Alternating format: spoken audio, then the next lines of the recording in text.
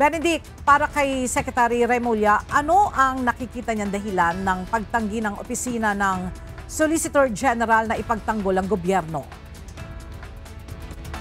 Magandang tanghali, Ella. Hindi nga naniniwala si Department of Justice Secretary Jesus Crispin Remulla na institutional reason.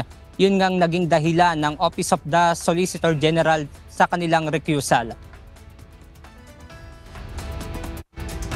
Sa isang press conference kanina, sinabi ni Secretary Remulla na personal reason ang dahilan ng pagtanggi nito na ipagtanggol o maging abogado ng bansa. Sinabi pa ni Remulla na hindi nagpaalam o nag-courtesy si Solicitor General Menardo Guevara sa kanya sa gagawin nitong recusal. At ngayong DOJ na ang tatayong abogado ng bansa at ng mga respondent, tiniyak ng DOJ na nakahanda sila sa pagsagot sa habeas corpus petition ng mga magkakapatid na Duterte. Ella, dagdag pa ni Secretary Remulla na handa ang DOJ kung sakaling magkaroon nga ng oral argument patungkol sa naturang petisyon.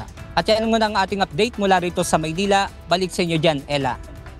Maraming salamat, Benedict Samson.